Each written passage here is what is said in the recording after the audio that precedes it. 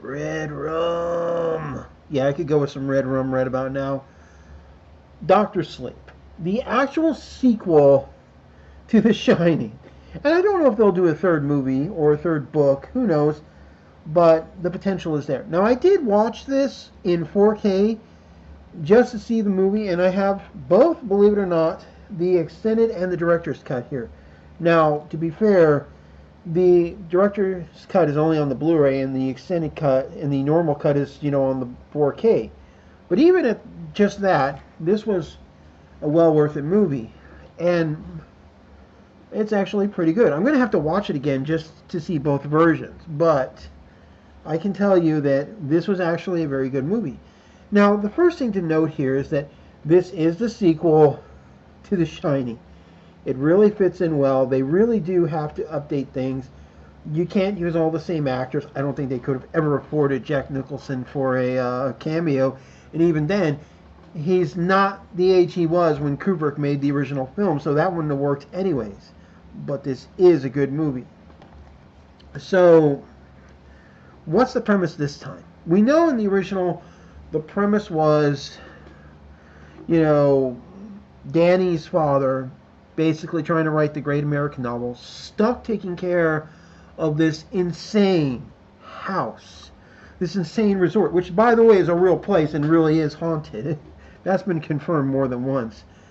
And goes insane because of the ghosts, and we actually will get to see what kind of happened to him in this movie.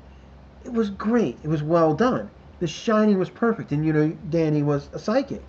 Now, again, Kubrick's movie is very different from the original novel, so much so that Stephen King had to make his own miniseries. And while I did like that miniseries, there were parts of it I felt didn't quite live up to expectations. I'm just going to say that right now. I guess sometimes certain things work better in one media than they do in another, and that is actually very true with a lot of films. However, this film is actually very good. What I like is that although we have these very strong, these very insane horror moments and these scary moments and stuff, we also have a lot of character development and stuff. We see like Danny going through his life and experiencing these things. We see this new child come in who we also see going from a little girl to a beginning of her teenage years. And we also see our new villains this time around. We had a super dangerous haunted house in the first film, and this time we're getting something maybe a lot worse.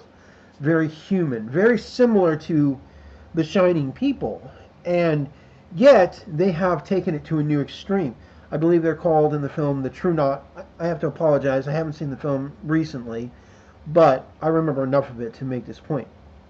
They are basically psychic vampires. They get a thrill out of killing people and absorbing their life essence. And they actually have lived for a long time. One of the characters in the movie, who by the way is a character actor who's played in a lot of movies and a lot of TV shows, is these kind of unique characters. I think he's been in everything from Men in Black, that one tall dude who's the first who gets killed by the bug thing, and then of course the dude in the little head thing, and also I think he's been in Star Trek a couple of times and a couple of other horror movies. The dude he gets around, and apparently he's been around since like the time of Caesar. So the dude has gotten around, and we find out that although the True Knot has been surviving well, they are starting to starve. They are starting to lose the psychic energy which keeps them alive. So many of them are actually aging more than they should. They are suffering. They aren't being able to find their food sources much. And, then they come across this little girl who is like a thermonuclear warhead, like 5 to 200 Nagasaki's, for crying out loud.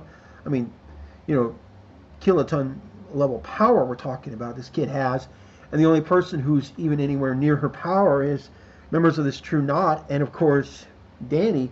And him and her have been talking through this chalkboard and stuff. And unfortunately, the True Knot doesn't realize that she's kind of tuned into their wavelength. They're looking for her anyways. They're looking for anybody like her. And then when they take this life of this boy who is, like them, and, consume his energy and take what's left, as a backup for later, they actually have plenty of backups.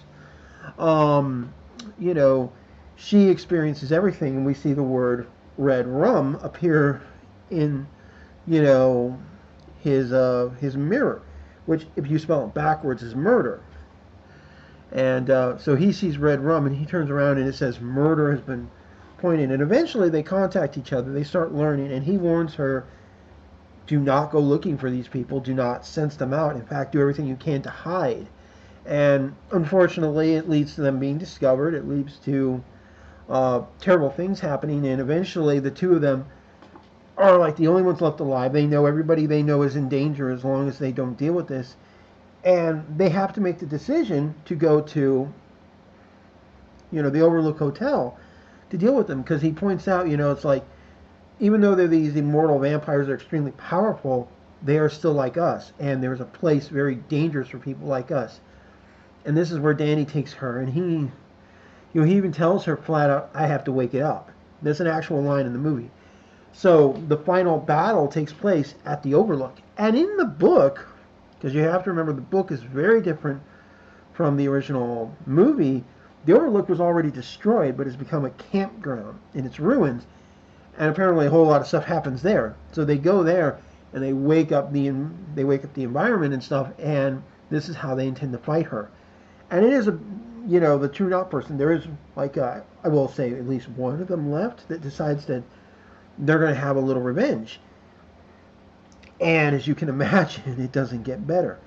And you have to not only, at that point, at the end of the film, not only fight the Overlook, but you also have to fight this psychic vampire.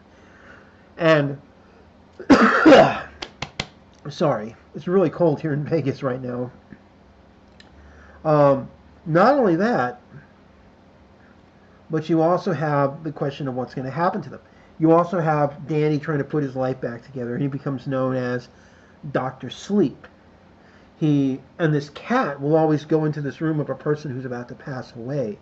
And believe it or not, there are actual cats that have been documented that would go into a patient's room and comfort them when they're dying. And by the way, a couple of these cats have even been known to be very, should say, nice.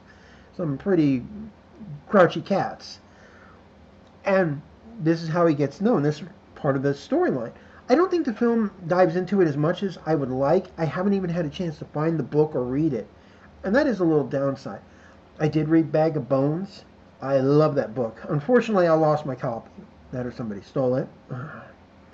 Just when you like Stephen King, Go figure. Anyhow, do I recommend the movie? Even though, it's certified fresh by Rotten Tomatoes, and I'm pretty sure, people are like, yeah, well, that doesn't stand for much anymore.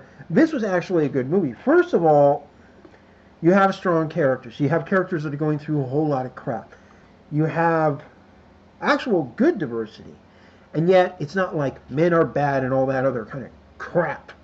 This was a good book, a good movie. It actually worked. I don't want to spoil how it's going to go, because you do need to watch this movie. And you have to remember, I'm mostly going off, I think, the theatrical version. I can't remember if I saw the theatrical or the extended cut. I just know that big TV back there, nice sound system, love the movie.